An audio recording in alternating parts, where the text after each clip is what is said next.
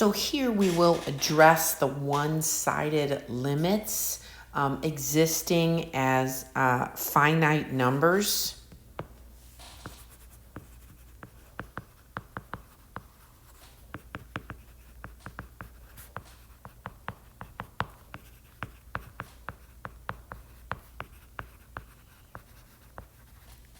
That's where we have our jump discontinuity. Even though we are discontinuous at t naught, that is where we have our jump discontinuity. And this definition said a function f of t is said to be a piecewise continuous on a finite interval, is said to be piecewise, AB, if f of t is continuous at every point except possibly for a finite number of points at which f of t has a jump discontinuity. And that's where we have the existence of the one-sided limits. So a function f of t is said to be piecewise continuous on 0 to infinity if f of t is piecewise continuous on 0 to n when n is greater than 0. Let's just take a look at an example and see how we can use this existence. So we first want to address that all functions are continuous on the set of real numbers.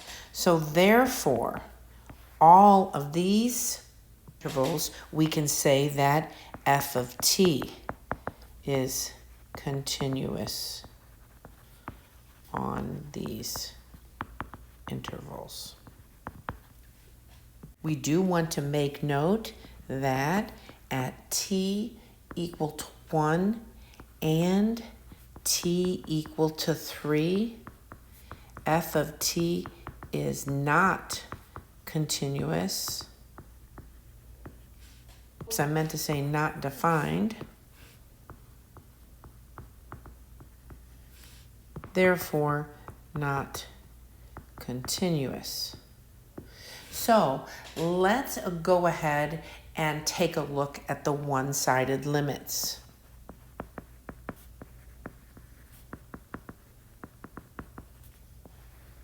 So here we'll have the limit as t approaches 1 coming from the left of f of t.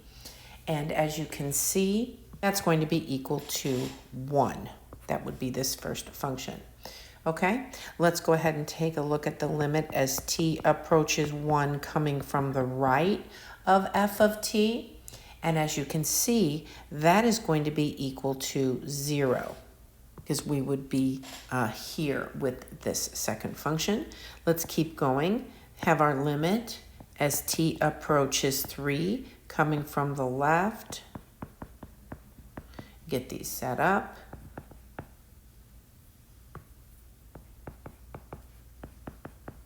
And of course, if we're approaching t from the left, we are going to have that equal to 2 because we'll be still on this second definition. And then coming from the right, we are going to have that one-sided limit of 5. Since these one-sided limits exist,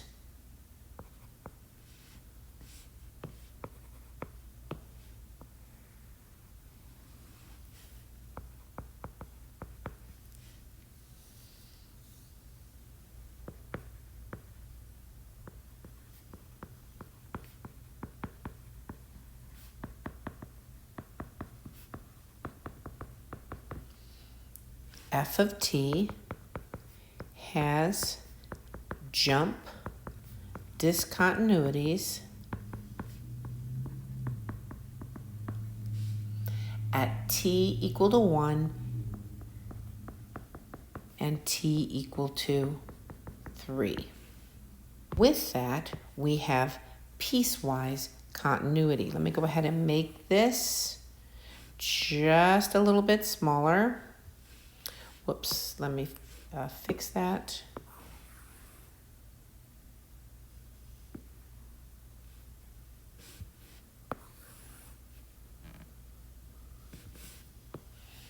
Therefore,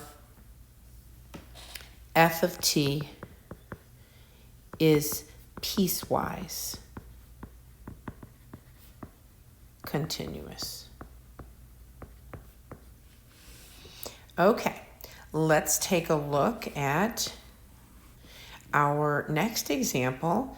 Determine whether f of t is continuous, piecewise continuous, or neither on the interval from 0 to 10. We do need to take a look at t equal to 0. So we note that f of t is continuous everywhere. You can see that continuous and continuous functions, except possibly at t equal to 0. So we need to go ahead and take a look at this. So we're going to take a look at the limit as t approaches 0 of f of t. And that's going to be equal to, and we'll go ahead and use L'Hopital's rule. So we're going to have the limit as t approaches 0 of the sine of t over t. And now we'll go ahead and use L'Hopital's rule. We have the limit. I'll go ahead and write that below it.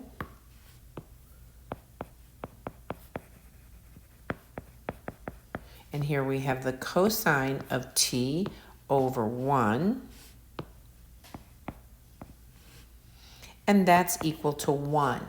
And this is the same as f of 1. You can see that right there. F of 1 is equal to, just saw an error here. This should be t equal to 0. And that is the same thing as f of 1. It should be f of 0.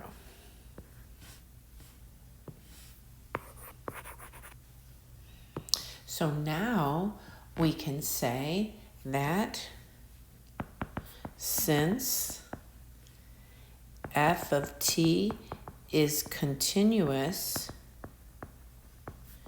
at t equal to 0,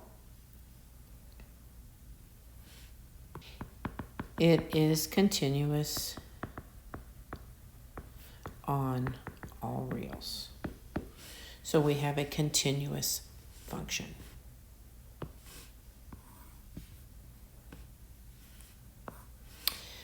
Okay, let's talk about something called exponential order. So in this definition, a function f of t is said to be of exponential order alpha if there exist positive constants t and m such that the absolute value of f of t is less than or equal to m times e to the alpha t power for all t greater than or equal to capital T.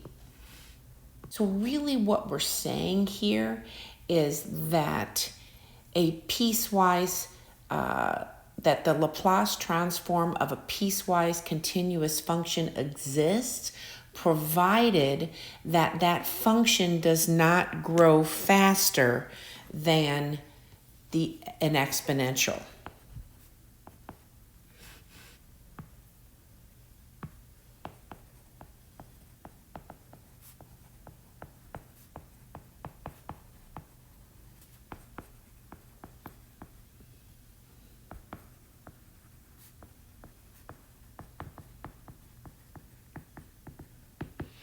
Okay, and then the conditions for existence of the transform.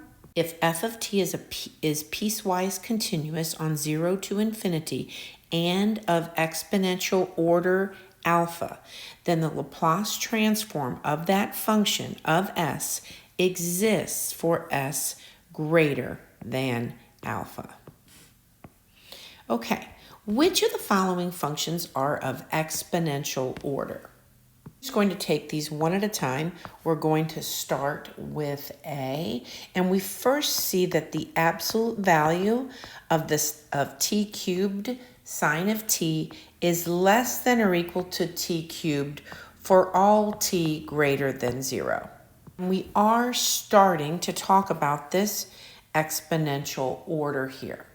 Okay, so we will now apply L'Hopital's rule, and let's take the limit as t approaches infinity of t cubed over e to the alpha t. And so here we have the limit as t approaches infinity of 3t squared over alpha e to the alpha t. And that's equal to the limit as t approaches infinity of 6t over alpha squared e to the alpha t. And of course, that is equal to the limit as t approaches infinity of 6 over alpha cubed e to the alpha t. And that limit is going to be equal to 0. And that would be for all alpha greater than 0. So a fixed alpha greater than 0, what we have is, so we have alpha greater than 0 for some t equal to t of alpha.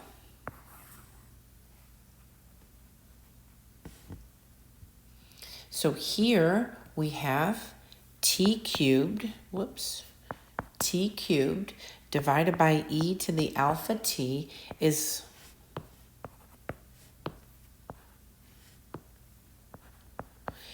less than or equal to 1, or t cubed is less than or equal to e to the alpha t for all t greater than t. Now, I probably should have put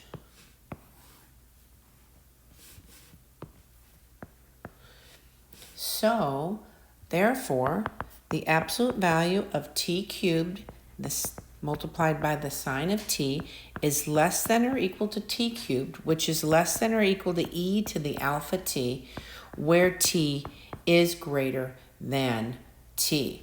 So we have that t cubed sine of t is of exponential order alpha. And of course we have to put for alpha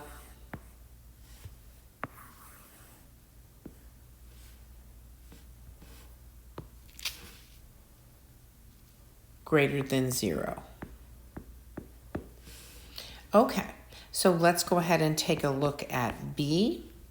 So in B we have 100e to the 49t, and so for any t, you can see that the absolute value of 100e to the 49t is always, and I should go ahead and put that absolute value of f of t first, just so that we follow our definition. So that absolute value of f of t is going to be always equal to 100e to the 49t. So we can satisfy that definition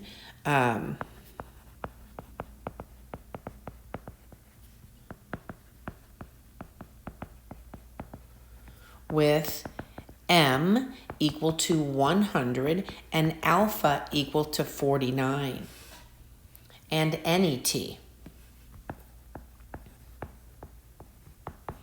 So, therefore, f of t is of exponential order 49. Okay, let's go ahead and look at C. And in C, we had e to the t cubed power. And for that, we can go ahead and take the limit as t approaches infinity of f of t over e to the alpha t. And as you can see here, we'll have the limit as t approaches infinity of e to the t cubed over e to the alpha t. And that's going to be equal to the limit as t approaches infinity of e to the t cubed minus alpha t power. And we can write this as e to the t multiplied by t squared minus alpha, and that is equal to infinity. So we can see that f of t grows faster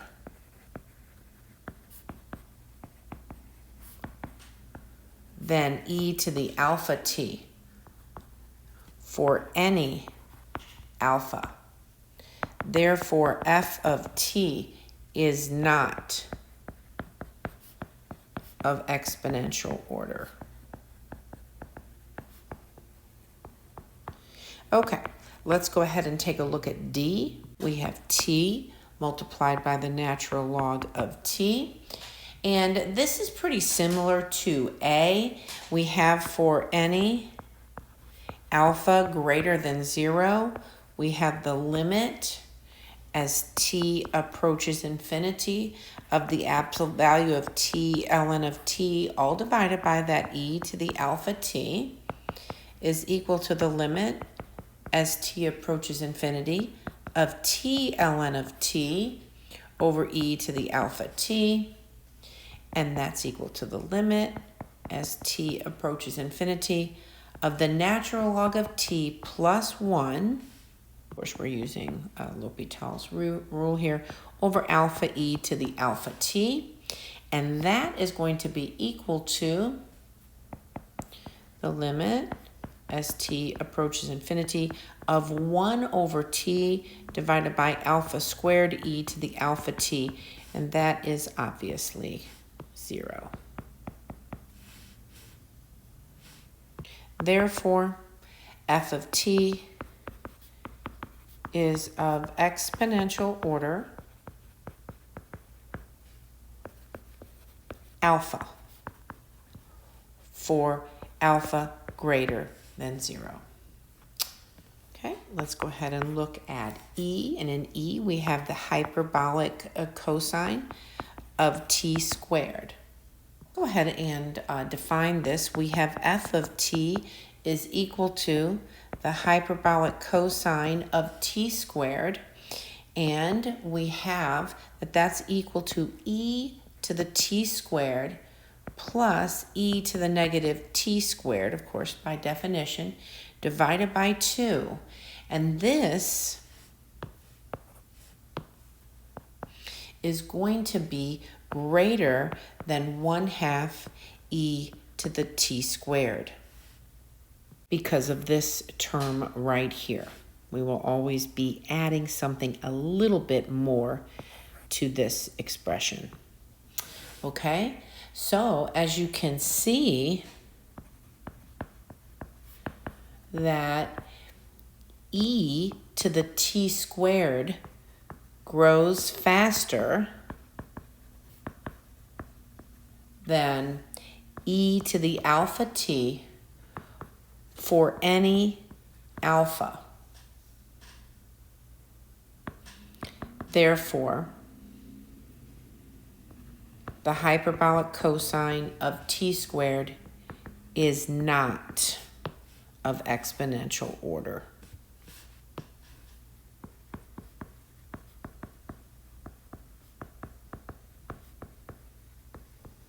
Okay, let's go ahead and take a look at F. So in F, we have that f of t is 1 divided by t squared plus 1. So this function, we have the absolute value of f of t is equal to the absolute value of 1 over t squared plus 1. Of course, that's 1 divided by t squared plus 1. And here you can see that that is always going to be less than or equal to 1. So we satisfy the definition with m equal to 1 and alpha equal to 0. So therefore, 1 over t squared plus 1 is of exponential order 0 because of that alpha.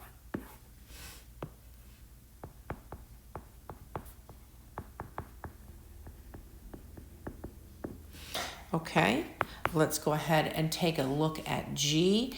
And in G, we have the sine of t squared plus t to the 4th e to the 6t. So we know that the absolute value of the sine of t squared is always less than or equal to 1, okay? And for any beta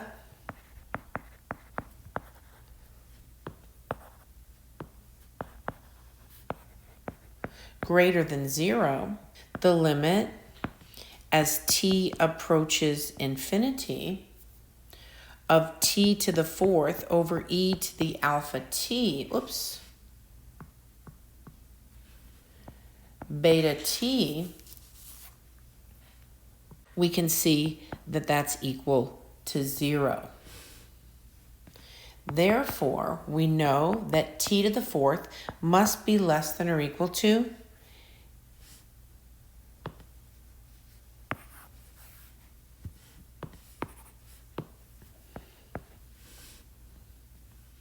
e to the beta t power for all t greater than bigger T, which is t to the beta, which is greater than 0.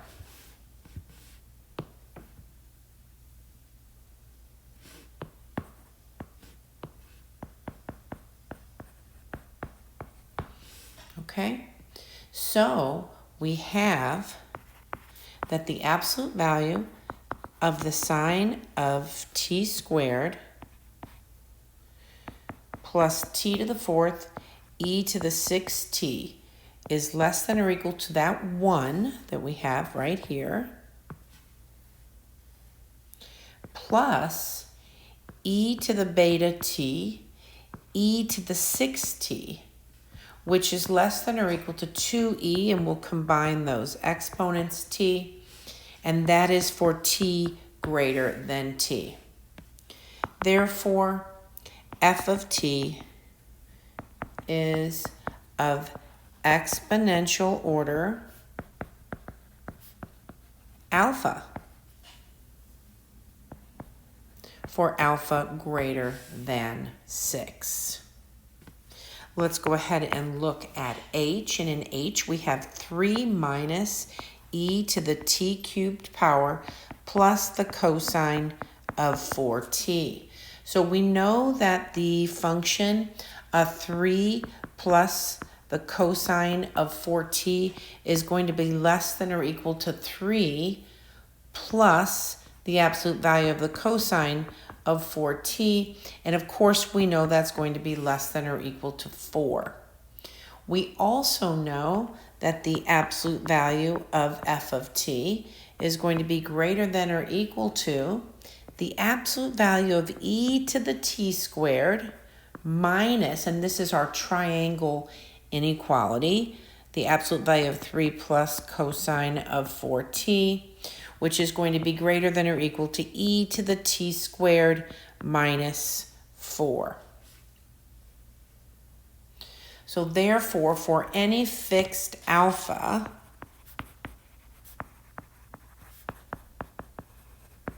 we can see that f of t grows faster than e to the alpha t, because of course e to the t squared does. So f of t is not of exponential order. Okay, let's go ahead and take a look at I. And in I, you have that. We have e to the t squared over t plus 1 power. Okay, so for t greater than or equal to 0, we can see that t squared over t plus 1 is going to be equal to t over t plus 1 multiplied by t. And that's going to be less than, of course, 1 multiplied by t, and that's equal to t.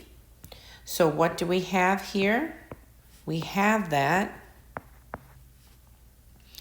e to the t squared over t plus 1 is going to be less than e to the t. And this then has our definition. So with m equal to 1 and alpha equal to 1 and t equal to 0, we have that f of t is of exponential order 1. Oops.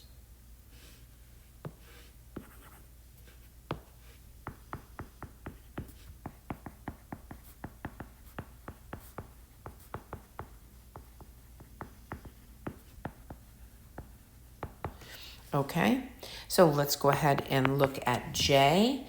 And in J, we have the sine of e to the t squared plus e to the sine of t. So, since for any x, of course, we know that -1 is going to be less than or equal to our sine function. It's bounded by -1 and 1. And so we have that the absolute value of the sine of e to the t squared plus e to the sine of t is going to be less than or equal to the absolute value of the sine of e to the t squared plus e to the sine t, and that's going to be less than or equal to 1 plus e. You can see that right there because of our boundary on the sine. Therefore, f of t is of exponential order 1. Whoops, or exponential order 0. Okay, and that concludes this video.